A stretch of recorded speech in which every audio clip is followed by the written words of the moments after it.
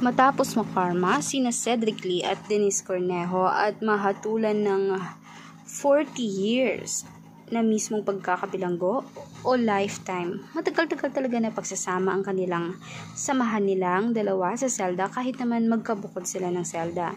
Ngunit ayon naman kina Idol Raffy Tulfo ay talaga namang karapat-dapat lang naman na patong sa kanila iyon dahil nga naman sa ginawa nilang frame up at pag-set up kay Vong at itinaya pa talaga nila kuno ang pangalan nila na totoong nang rape si Vong pero hindi naman napatunayan iyon dahil nga may CCTV footages na hindi nila na-delete.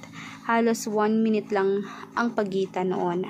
Kaya imposibleng nakapatong si Vong kay Denise nang maabutan ito ni Cedric Lee dahil halatang frame up ito at ngayon tinatamasa na ni Denise ang mismong kahirapan sa loob ng selda.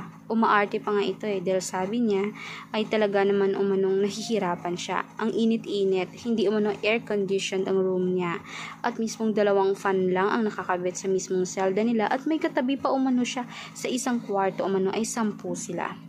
Kaya ayaw umano niya sana iyon, ngunit umano dahil sa batas ay talagang sumunod pa at dahil nga naman malakas umanong kalaban si Vong at marami umanong mga kapamilya stars at mga kaibigan niya sa industriya na nagtatrabaho ang sumusuporta kay Vong ay talagang kaya naabutan nila talaga ay malugmok mismo sa kulungan.